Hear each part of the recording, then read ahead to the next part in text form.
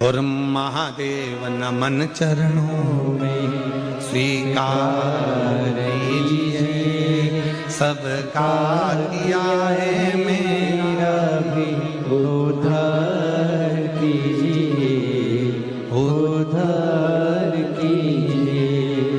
है त्रिपुंडधारी, हे त्रिशूलधारी, हे त्रिपुंडधारी, हे त्रिशूलधारी।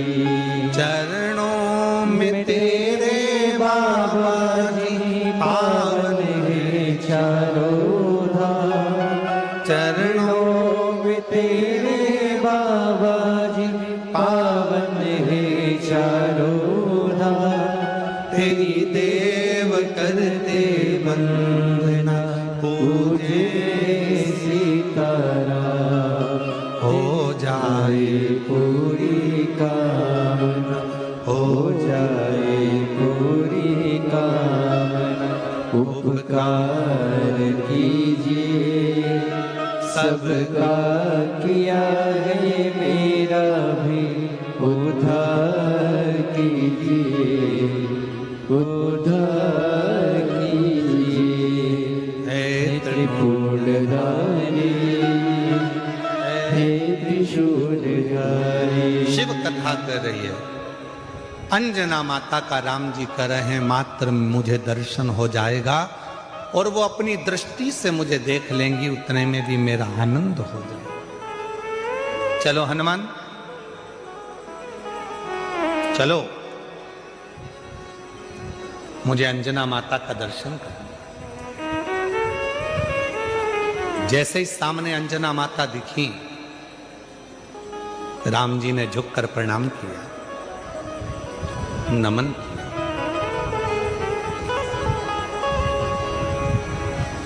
हनुमान जी ने कहा अंजना माता से, ये श्री राम है,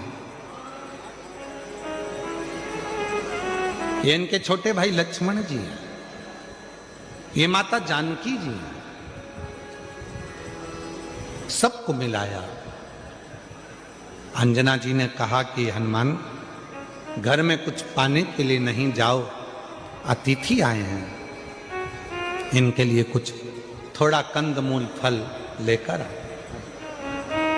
इनके लिए थोड़ा कंदमूल फल लेकर जाओ।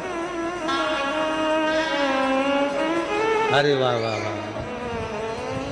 तेरी कृपा का क्या है भरोसा, कब किस पर हो जाए जरा सी हम पर कर दो, जरा सी हम पर कर दो। तेरी कृपा का क्या है भरोसा, कब किस पर हो जाए जरा सी हम पर कर दो, जरा सी हम पर कर दो। जिस पर भी हो गई तेरी कृपा करुणा, वो भव पार हुआ, भव पार हुआ। पापी हो चाहे जितना, उसका भी बाबा उद्धार हुआ,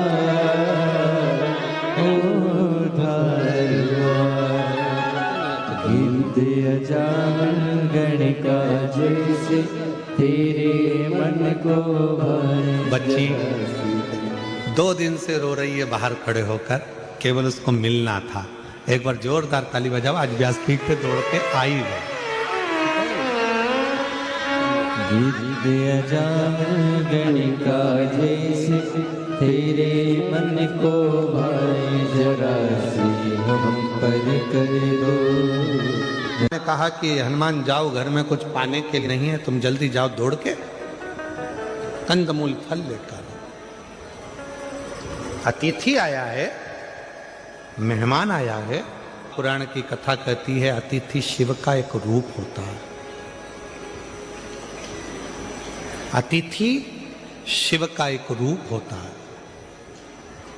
इसीलिए हमारे यहाँ सनातन धर्म में कहा शिव महापुराण की कथा के पंडाल में अगर कोई रात्रि रुककर कथा का इंतजार कर रहा है, सुबह स्नान आदि कर कर भगवान शिव की कथा के लिए बैठा हुआ है, इंतजार में डूबा हुआ है, वो कोई साधारण नहीं है, स्वयं मेरा देव अधिदेव महादेव है, शिव है।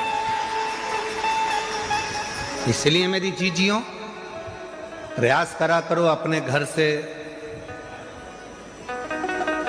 अब गुजराती भाषा में तो क्या, गुजरात के लोग तो वैसे भी खाने में और खिलाने में बड़े होशियार होते हैं, और उसमें भी सूरत के।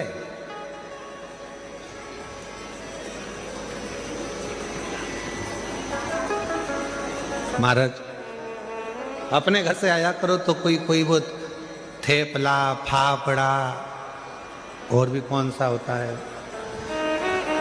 काय सोमानी जी, और कौन कौन से होते हैं, थेपला, फाफड़ा। हाँ तुम बोलते जाओ, मैं सुन रहा हूं।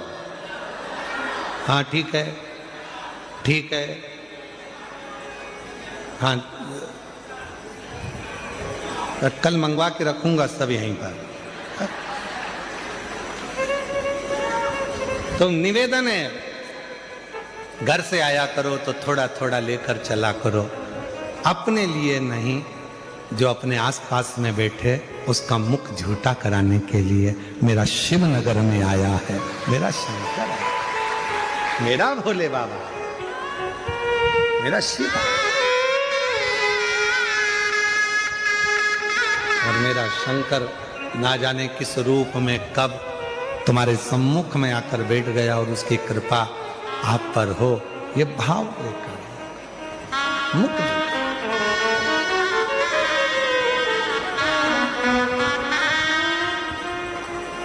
शिव कथा करे, भगवान शंकर का संवाद करा, हनुमान जी महाराज की कथा करे। हनुमान जी चले गए कंदमूल फल लेने के लिए, इतने में अंजना माता की आंख से आंसू बह रहे थे। राम जी ने पूछ लिया, मां क्यों रो रही हो? अंजना माता ने कहा, मेरे रोने का कारण केवल एक है, आज मेरे बेटे हनुमान ने मेरे दूध को लज्जित कर दिया। दूध को लज्जित कर दिया? राम जी बोले, मां ये कैसी बात करती हो? हनुमान जी ने तो माता जानकी जी का पता लगाया, हनुमान जी ने लंका में आग लगा दी, और आप कहते हो कि हनुमान जी ने मेरे दूध को लज्जित कर दिया?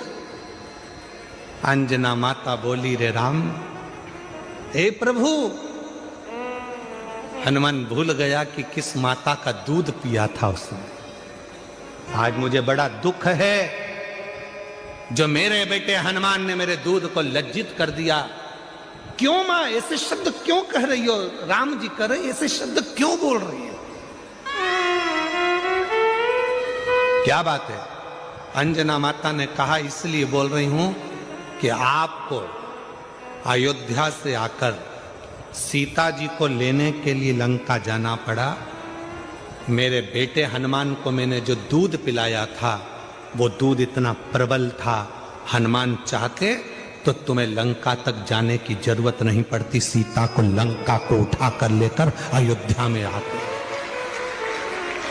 आज मुझे दुख है कि मेरा दूध आज लज्जित हो गया। हनुमान जी महाराज को लंका तो गए पर सीता को लेकर नहीं आए। आज दुख इस बात का है कि राम जी को लंका पर चढ़ाई करना पड़ी, उस रावण से युद्ध लड़ना पड़ा, उस मेघनाथ से युद्ध लड़ना पड़ा, उस कुंभकर्ण से युद्ध लड़ना पड़ा। इसलिए आज मेरा दूध लज्जित हो रहा है।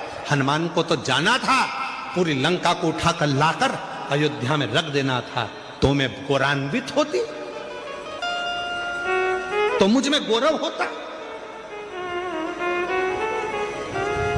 राम जी, आप नहीं जान पाएंगे कि इस माता ने जो दूध पिलाया है वो साधारण नहीं है। इस माता ने जो दूध पिलाया है वो साधारण नहीं है। छत्रपति वीर शिवाजी महाराज का एक प्रसंग याद आता है। एक किले से दूसरे किले पर जीजाबाई माता देख रही थी। छत्रपति वीर शिवाजी की माता जीजाबाई ने सामने देख रही थी। और उस सामने के किले पर भगवा नहीं था, दूसरों का ध्वज लगा हुआ था। तब माता जीजाबाई जब देख रही थी तो उन्होंने शिवाजी से बुलाकर कहा, शिवा, ये सामने के किले पर मेरा भगवा लहरा नहीं रहा। शिवा कहते हैं, मां, उनके पास सेना ज्यादा है, हम आक्रमण नहीं कर पा रहे। जीजाबाई ने कहा कि कल तक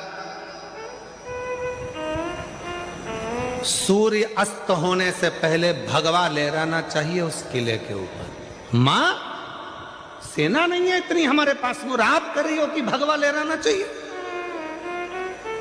जीजाबाई ने कहा, छत्रपति वीर शिवाजी से वो किला सेना से नहीं मिलता, वो किला सीने में जब शिव बैठता है और शिवा जागता है तो भगवा आराम से लहरा सकता है। सीने में भगवा है और सीने में शिव है तो वो सेना भले ना हो, शिवाजी जाए और भगवा लहरा कर आए। छत्रपति वीर शिवाजी ने जितनी सेना थी उसी का साथ पकड़कर जो किले पर चढ़ाई करी और मां जीजाबाई के सामने उस किले पर भगवा लहरा गया। ये वीरता होना चाहिए, ये भी।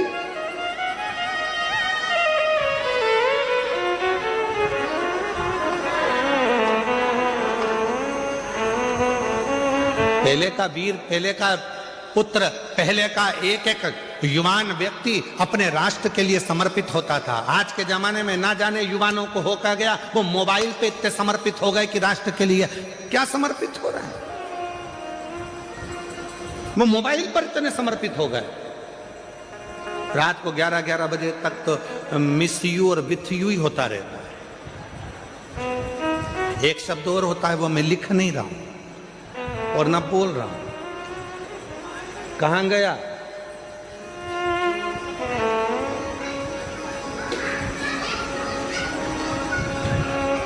आप किसी व्यक्ति से जितना प्रेम करते हो उससे 1 लाख ज्यादा गुना प्रेम अपने भारत भूमि के राष्ट्र से होना चाहिए, अपनी भारत भूमि से होना चाहिए।